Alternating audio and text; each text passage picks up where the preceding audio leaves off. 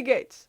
My name is Third, and anytime I see anyone wearing even an ounce of black, even if it's just like the little square of fabric they use to clean their glasses, I point and I laugh and I say, goth, goth, emo goth. Believe it or not, I don't have the slightest understanding of subculture. December 4th of 2024 held a lot of historic events. You know, it was my birthday, that CEO got clocked, and best of all, Spotify Wrapped.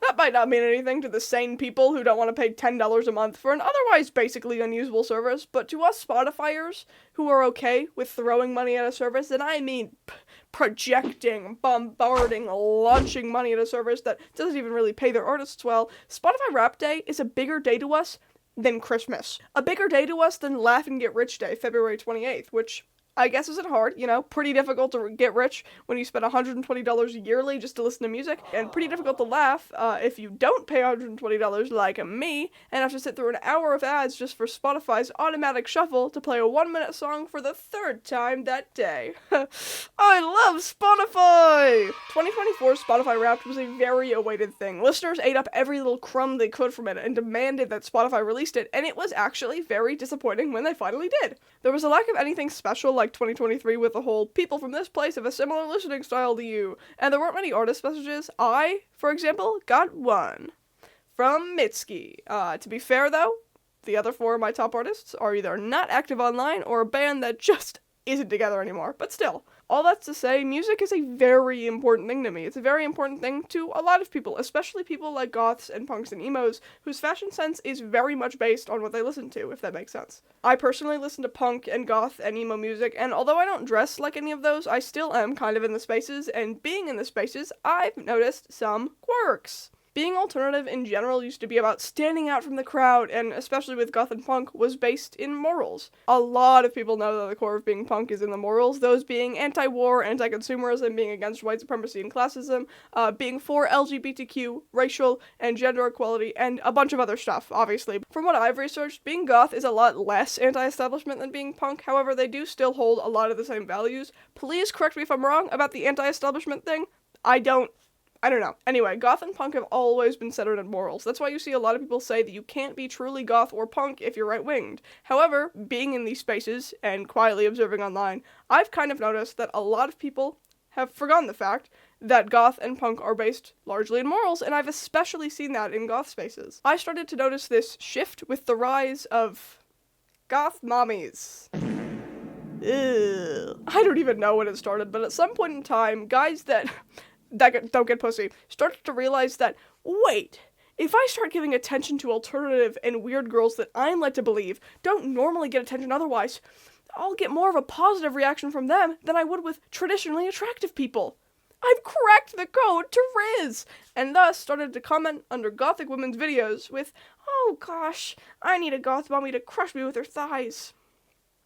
Among similar things. At first, these kinds of comments were funny, from an outsider's perspective at least. I'm sure the poor women that were suddenly bombarded with these messages just because they were dressing how they wanted got really annoyed and really creeped out really fast. This kind of thing isn't entirely new though, it's existed for years and largely because of the manic pixie dream girl archetype, a character type in media written by guys who don't get pussy mostly, who is a girl that's different and exists purely to be a love interest to the lead guy. Usually they have colored hair and like things that guys like and are just different. The movie Scott Pilgrim vs. the World mocks this archetype and the kinds of guys that like it with a relationship between Scott Pilgrim, the guys that like it, and Ramona Flowers, the manic pixie dream girl. That's kind of unrelated, but it reminds me of what's happening with goth and alternative culture in general, so I thought it made sense to mention. With this, to put it simply, sexualization of goth culture and goth women, a lot of people decided to hop on that train because they knew the kind of attention it could get them. They knew that alternative styles, kind of in general, were already being fetishized, so why not bank on it?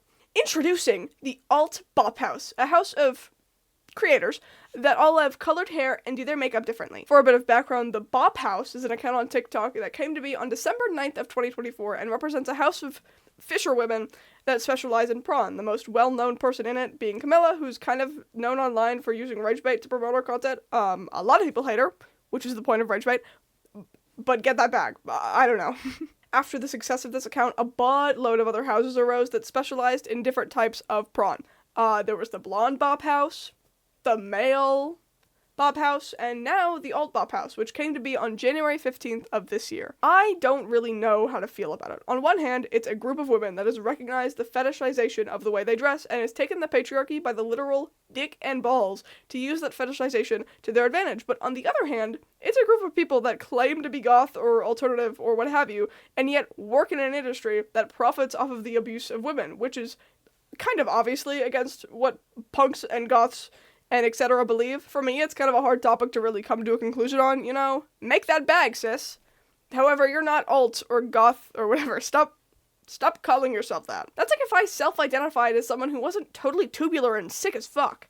I am totally tubular and sick as fuck. Like, I'm actually unwell. I'm ill.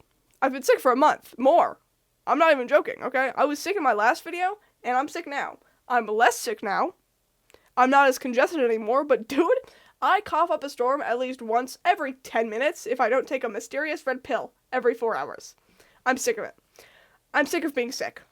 I'm sick of being. People online soon realized that they could get attention by being alternative, not only from weird men, but also just kind of in general. A lot of other alternative people will see the way a content creator, for example, dresses and be more inclined to watch that content creator because they can relate or whatever to the clothing style. This includes being and dressing punk, and there wouldn't be anything wrong with that necessarily, so long as the person dressing that way understands the culture and morals and history behind it.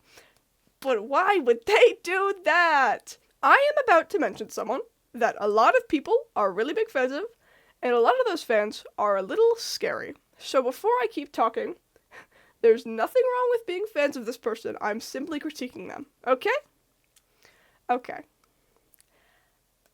Jake Weber.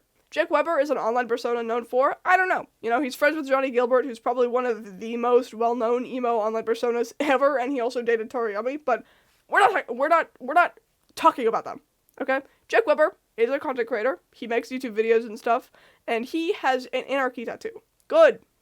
We like that. Awesome. Amazing. You got the moral side of being alt perfectly fine, perfectly well done. But wanna know what else he has? A Tesla! So cool! I'm gonna give him the benefit of the doubt and say that he got the Tesla before Elon got really super duper into politics and started to suck Trump's toes.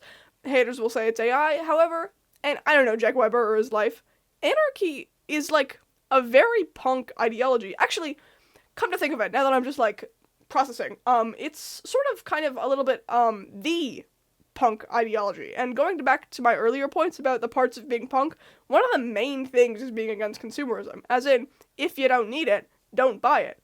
And I don't think anybody needs a Tesla. The people that think they need a Tesla are guys that don't get pussy.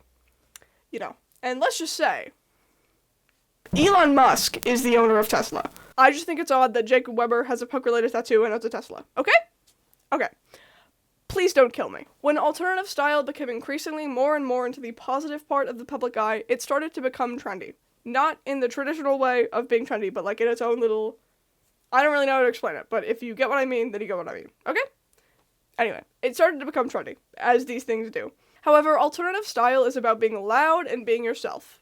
About being loudly yourself, perchance. And as I've discussed in a previous video, trends are not that. Trends are trends. Trends are fitting in with the crowd. Trends are actively hiding away your true self just to be liked by your peers. They are very much clashing ideas, and what came out of a trend that was given birth to by the idea of being yourself is two things. Number one is clean goth. For starters, clean goth is not casual goth. If you listen to goth music and hold goth ideas, you are goth. I'm not saying you aren't. Clean goth is a product of someone wanting to be seen as different while still not being different, if that makes sense. They want the label of goth, but thinks that all it takes is wearing black, when obviously that isn't the case. That isn't that bad though, in my opinion, but the stuff that came out of alternative styles becoming trendy is pretty bad. I've said my piece about fast fashion and sites like Temu and Shine and the like, so I won't go on a huge rant about that here.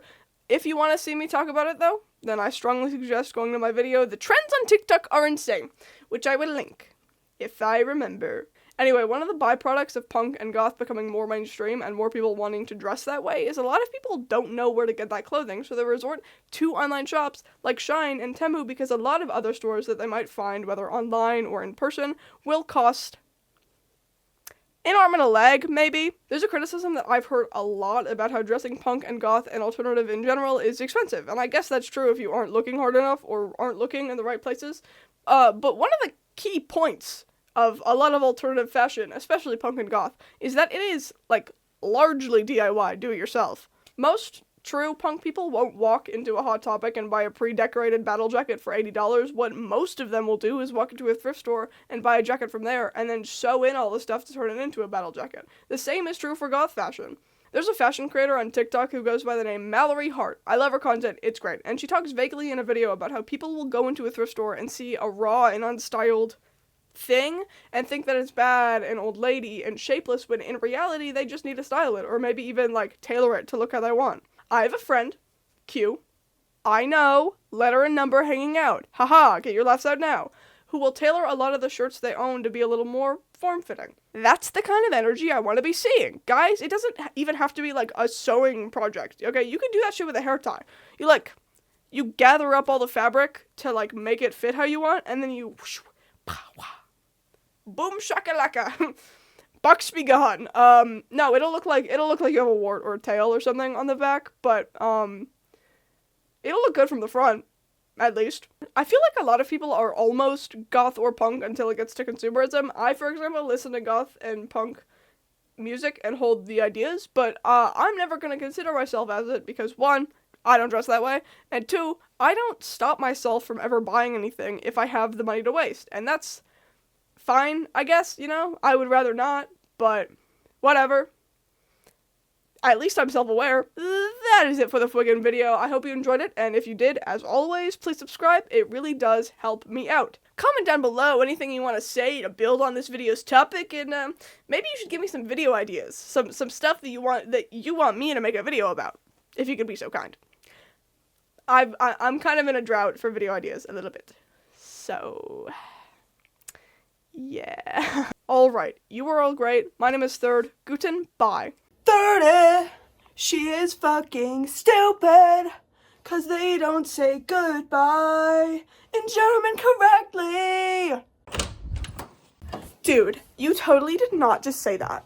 Everybody knows that they say guten bye because it's an inside joke. God, you're such a freaking poser.